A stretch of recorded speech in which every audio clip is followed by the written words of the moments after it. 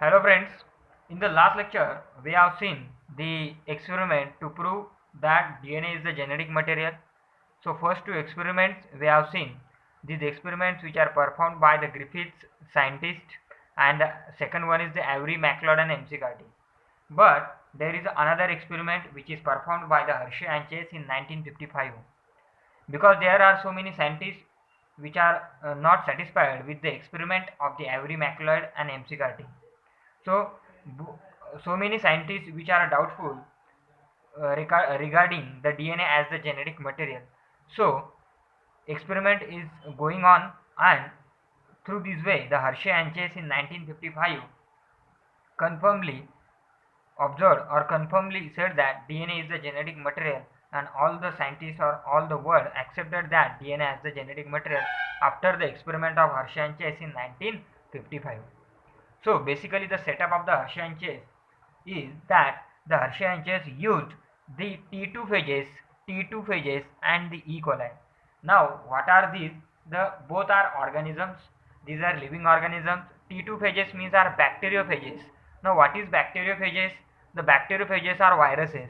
Bacteriophages are viruses which infects to the bacteria. Those viruses are called as bacteriophages. ठीक है. So T2 phages means bacteriophages which infects to the bacteria, and E. coli is the bacteria. ठीक है. It is a bacterial organism. Now the structure of bacteriophages. Though structure of bacteriophages is mainly composed of, it has a capsid. This is a pentagonal structure. That pentagonal structure or capsid is made up of the protein. So that which is called as protein coat, or also called as capsid, or called as capsid. ठीक है. So this is the outer covering, and there is a tail piece like structure or middle piece like structure which contains the spiral ring, and there is a end plate. And in the end plate, this is the end plate. So in the end plate there is opening, there is a pore. Okay, actually there is a pore. Here you cannot see the pore, but here I am showing a pore. So this is the pore into the end plate. Okay, the significance of that pore we will discuss later. Okay, in same experiment. And there is a tail pieces. Okay, which are looking like a legs. So these are actually tail piece, and this is the end. With the help of this tail piece, these T2 phages or bacteriophages attack or attach to the bacteria, okay, with the help of the tail piece. So basically you know that viruses are made up of protein coat and the genetic material. So here the genetic material is the DNA. Okay, so this is the DNA, and that genetic material is infectious into the viruses, okay, which infects to the bacteria. So what they do, Hershey and Chase grows the bacteriophages in two different medium. One medium contains the sulfur, that is S35, and another medium contains phosphorus 32, which is radioactive, and S35, which is also radioactive. But the sulfur is present into the protein. Present into the protein, and phosphorus is present into the DNA. Sulfur is not incorporated in the DNA, and phosphorus is not incorporated into the proteins. So they grow bacteriophages into different media. So what happens? These S35, that is radioactive sulfur, incorporated into the protein, and P32, radioactive P32, incorporated into the DNA. So what happened basically? So they obtain a two different bacteriophages. Means one type of bacteriophages which contains the S35 protein, which is radioactive, but which is incorporated into the protein, not into the DNA. And another T2 phage or bacteriophage which contains the radioactive DNA, because that DNA contains the P32, which is a radioactive. Okay. So now what happens? So these bacteriophages now infects to the E. coli. They grow in a normal medium to these viruses, that is bacteriophages and E. coli. So this is the E. coli, that bacteria. Okay. So these viruses obviously infects to these E. coli.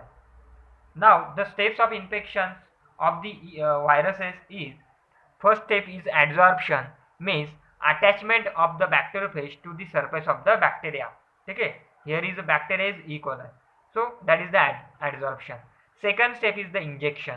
Injection means the injection of the genetic material, because viruses replicates only inside the host, and replicates itself by the genetic material. So that's why viruses inject the genetic material and replicates or forms itself copies. So I have said that the end plate have a pore, so that pore is for to inject the genetic material inside the host. So this is the purpose of that pore into the end plate. Next, after injection, next step is the replication. Means viruses starts its replication inside the host. As the genetic material injected inside these E. coli or bacteria, these genetic material starts to replicate. Okay, and last step is the lysis. Lysis means breakdown of the host cell. Then these genetic material lyses or break down the E. coli and releases the copies of the viruses. So these are the steps in the infection of the bacteriophages, okay, to the bacteria. So now Hershey and Chase performed the experiment. So they took two different bacteriophages, one bacteriophage which contains the S35, which is incorporated with S35 into the protein, and another one which is incorporated by P32 into the DNA, because phosphorus is present into the DNA, okay, and sulfur is present into the protein. So after infection and injection, okay, Hershey and Chase grow these two bacteria and viruses in a same medium in a tube, okay, test tube, and centrifuge that test tube and centrifuge that test tube. So after centrifugation, what happens? The viruses injects the material, and only on the upper side remains only small part, that is the capsid. Okay, that is the capsid, because it is a lighter, and the bacteria, that is E. coli, it is a heavier, so it settles down, okay, at the bottom in both cases. Okay, so in the first case, which is incorporated with S35 protein, okay, sulfur which is incorporated in the protein, so this remaining part, upper part, is called as supernatant. Supernatant. Okay, supernatant. So what is supernatant? Supernatant is the lighter part, okay, which is the capsid, only capsid, because bacteriophage is made up of only two parts, that is the protein part and the genetic material. So genetic material is injected inside the E. coli, so that genetic material is present in these E. coli which are settled down at the bottom, and remaining portion, lighter portion, is at the top because it is lighter, and that portion is called a supernatant. So Hershey and Chase observed in first case that the radioactivity was in the supernatant region. Radioactivity was in the supernatant. So supernatant means these are protein code. Okay? So it means that the protein is not responsible for the replication of the viruses.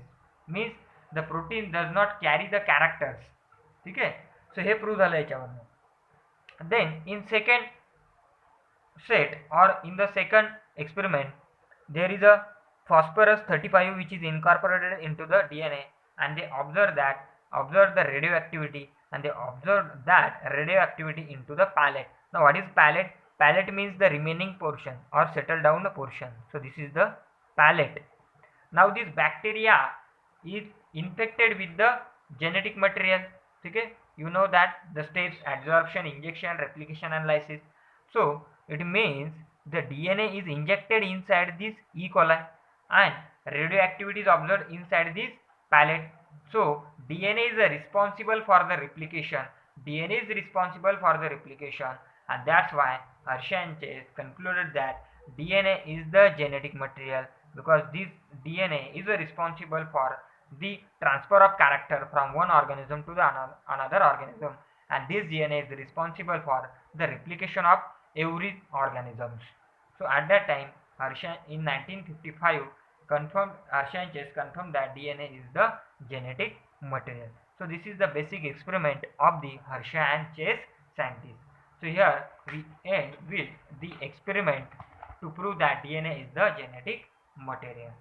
So students, our next topic is the DNA replication. Okay, this is the important point in this chapter, that is replication, how DNA replicates. Okay, semi-conservative replication, these are the important topics in this chapter. So first of all, the enzymes which are required for the DNA replication. Okay, so which enzymes are required for DNA replication and what is the functions of each and every enzymes. Okay, so that is our next topic. So first of all, there are two terms, that is autocatalysis and heterocatalysis. So autocatalysis means formation of DNA from the DNA. Okay, means DNA forms its own copy, that is autocatalysis.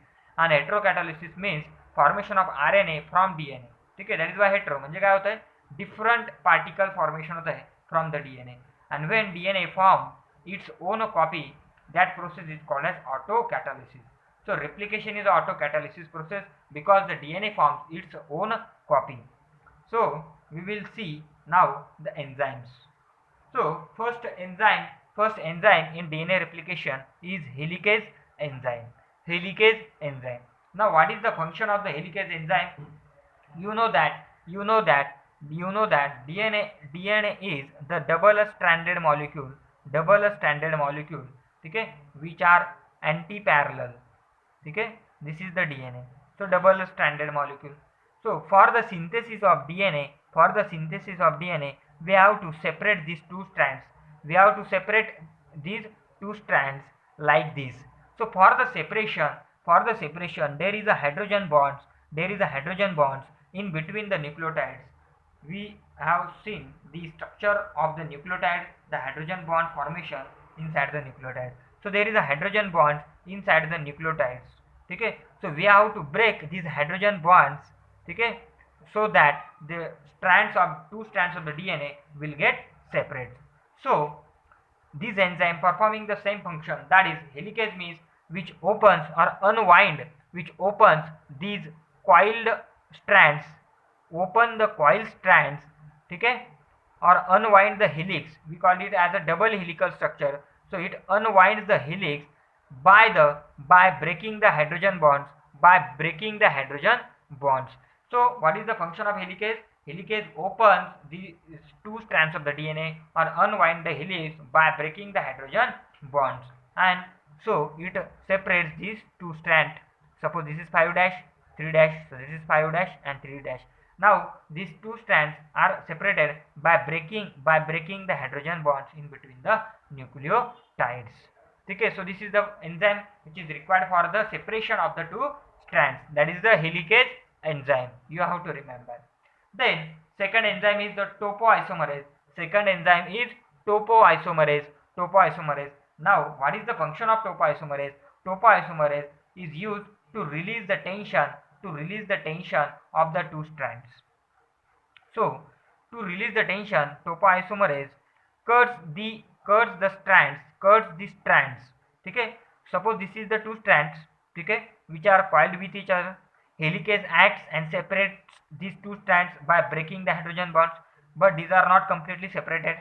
Okay, so now there is a tension inside these two strands. Okay, you know that rope. So rope is made up of 3 to 4 strings. Okay, so there is a tension inside that rope. So to decrease the tension, this topoisomerase cuts this strand and rotate this strand and again reseal this strand. ठीक आहे, म्हणजे काय करतोय तर या स्ट्रँडला cut करून याला rotate करतोय आणि पुन्हा त्याच जागी त्याला पोझिशन मध्ये फिक्स करतोय. बरोबर ना, ही स्ट्रिंग आहे जिच्यामध्ये टेन्शन असेल, या पद्धतीने ती हेलिकल झालेली असेल. ठीक आहे, तर जेव्हा आपण तिला कट केल्यानंतर काय होईल, तिच्यामध्ये टेन्शन रिलीज होऊन जाणार आहे आणि तिला ॲज इट इज पुन्हा जशी होती तशी आपण त्या ठिकाणी रिसील करतोय, रिपोझिशनला आणतोय. सो ते फंक्शन करतोय टोपोआयसोमरेज. ठीक आहे, यासाठी तुम्ही एक रोप घ्या, तिला रोटेट करा, त्याच्यामध्ये टेन्शन डेव्हलप होईल. ठीक आहे, आणि तुम्ही जर तिला कट केलं तर काय होईल, ते टेन्शन रिलीज होऊन जाईल. ठीक आहे. आणि त्याला पुन्हा ॲज इट इज तुम्ही पुन्हा रोटेट करून ठेवता ज्या पोझिशनला होता त्या आणि त्याला पुन्हा तिथं फिक्स करताय. ठीक आहे. So reseals the strands. So this is the function of topoisomerase to release the tension of the strands and cut the strand, rotate the strand and reseals the strand. This is the function of the topo isomerase. Then next one is single strand stabilizing protein. Okay, so this single strand stabilizing protein decreases the tension of the single strand. Okay, you know that the strong strands are rotated. Okay, so there is a tension. So this single strand stabilizing protein only stabilizes the strand by decreasing the tension of the individual strands, because there are two different strands. So single stabilizing strand decreases the tension inside this strand and another strand. Okay, so this is the function of the single strand stabilizing protein. Then next is the important enzyme. Important enzyme is the ligase enzyme. Ligase helps in the joining of the DNA fragments. Helps in the joining of the DNA fragments. So you know that the topoisomerase separates or cuts these strands, and to ligate the strand at their position, the enzyme is used is that is ligase. Means the name itself suggests that ligase, which ligates the strands of the DNA, joins the strand of the DNA. That's why it is called as ligase enzyme. Okay, which is required for ligation or ligature of the DNA. Then next enzyme and fifth one enzyme which is also important, that is DNA polymerase 1. DNA polymerase first enzyme. Okay. So this DNA polymerase first enzyme is important because its function is removal of primers and filling the gap into the DNA. Removal of primers and filling the gap into the DNA. Now what is the primer? Primer is the portion which is formed during the DNA replication. The initial portion which is formed during the DNA replication. So first of all, the first piece formed is RNA into the DNA replication, and then it will form the DNA. So this is the primer, which is the first part formed into the DNA replication. Okay, during DNA replication. So we have to remove this primer, okay, after the process. So that's why this DNA polymerase 1 remove the primer and fill that gap with the DNA nucleotides. Okay, so this is the function of DNA polymerase 1. Then next enzyme is primase. This primase is responsible for the synthesis of primer. So function is the primer synthesis. Okay, when we will see the actual process of DNA replication, then you will able to know that what is the primer. Okay, what is actually the primer and what is the role of that primer. So this primase actually it is a DNA dependent RNA polymerase. Okay, means it is a RNA polymerase, but which is depend on the DNA. That is why it is called as DNA dependent polymerase. Now what is the primer? Primer are the small segment of RNA. Okay, which is formed during the initial process of the DNA replication. So the primer synthesis function is performed by the primase. Okay, and DNA polymerase 1 remove that primer. Okay, next another one and most important enzyme is DNA polymerase 3, and this DNA polymerase 3 actually participate into the DNA replication. That's why this enzyme is very important. That is DNA polymerase 3. Now this DNA polymerase 3 have three subunits. These three subunits are the alpha subunit, epsilon subunit, and beta subunit. The alpha subunit is the responsible for the catalytic process which actually breaks the bonds, okay, of the hydrogen bonds, okay, in the DNA. Then epsilon subunit is responsible for the proofreading. If there is addition of the wrong nucleotide, this epsilon subunit recognize that wrong nucleotide and delete that wrong nucleotide from the DNA replication process. That process is the proofreading. Okay, so this is the one important process, that is proofreading. Then beta subunit help in the sliding clamp. Sliding clamp means which acts like a clamp, okay, which fixes to the two strands, because DNA polymerase 3 simultaneously acts on the both strands. So both strands simultaneously undergoes the DNA replication. So DNA polymerase binds at this site and which acts like a clamp. Okay, so that is the sliding clamp. So this is the DNA polymerase 3 and one of the important enzyme into the DNA replication, which is actually participate in the DNA replication. And another two enzymes, that is phosphorylase, its name itself suggests that it adds the phosphates during the DNA replication. So enzyme phosphorylase function is addition of phosphate group. And another one last enzyme, that is nuclease. This nuclease also perform the function of proofreading.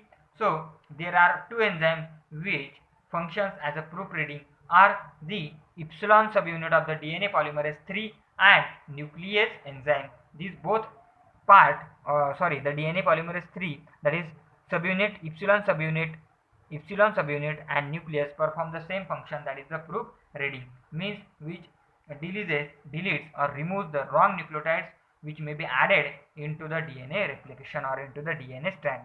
Okay, so actually basically what is the DNA replication? DNA replication means the formation of the copies of the DNA, that is the replication. But for that replication DNA requires the various enzymes. Okay, so that enzymes are the topoisomerase, helicase, ligase, okay, then single strand stabilizing protein, DNA polymerase 1, primase, DNA polymerase 3, phosphorylase and nuclease. So there are total 9 enzymes which are required for the DNA replication. So in the next lecture actually we will start the DNA replication process. Okay, the DNA replication process starts from the activation of the nucleotides, then opening of the DNA helix, and third one is then primer formation step, then the actual DNA replication, then removal of primer, and then proofreading and repair, and then finally it will form the original 2 copies of the DNA. Okay, so from one DNA it will form the 2 DNA, and from 2 DNA it will form the 4 DNA. That is the replication of the DNA. Okay, thank you.